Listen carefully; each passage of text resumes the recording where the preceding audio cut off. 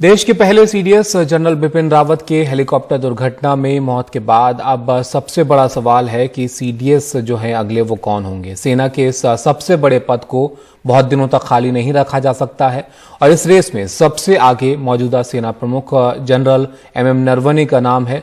ये सेना के तीनों अंगों के प्रमुखों में से सबसे सीनियर हैं और इनके अलावा वायुसेना प्रमुख air chief marshal V R Chaudhary और नौसेना प्रमुख एडमिरल आर हरिकुमार भी सीडीएस पद के दावेदार हैं।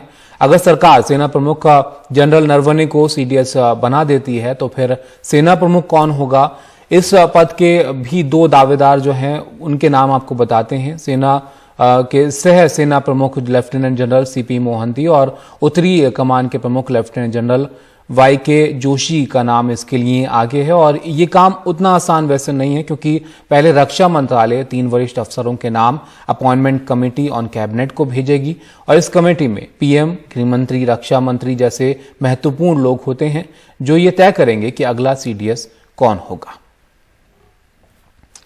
राजीव रंजन हमारे साथ हैं, defence and political affairs expert. Rajiv, अब बड़ा सवाल यही है कि यहां पर जनरल बिपिन रावत की जगह जो है वो कौन लेगा। इसमें तीनों जो सेना प्रमुख हैं उनके नाम चर्चा में हैं। किन के नाम पर जो है मुहर लग सकती है और इस प्रक्रिया को भी थोड़ा आप समझाइए कि कितना वक्त इसमें लग सकता है। देखिए, आपको बता दें कि सीडीएस का पद बहुत ही महत्वपूर्ण पद है।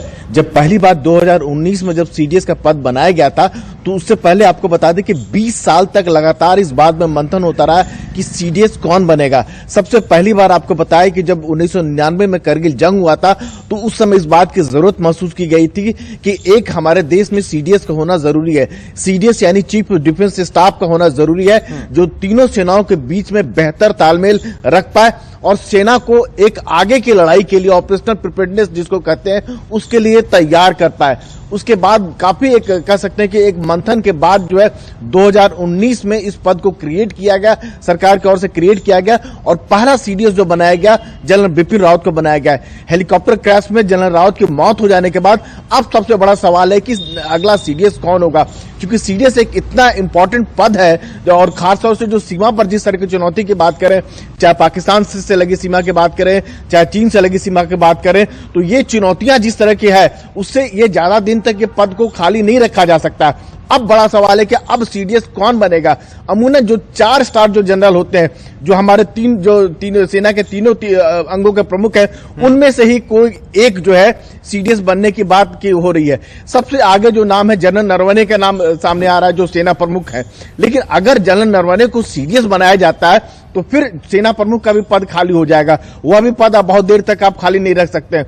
उस पद के लिए भी 2 दावेदार हैं, जो वाइस चीफ जो है सीपी मोहंती, जो ऑलरेडी जो है सेना हेडक्वार्टर में काम कर रहे हैं। क्योंकि अगर बात करें तो सेना को अगर चलाने की जहां तक बात है तो वाइस चीफ चलाता है, लेकिन जहां तक अनुभव की जहां तक बात आती है, करगिल की बात आती है तो जनरल जोशी का नाम भी आगे आता है जो नॉर्दर्न आर्मी कमांडर है।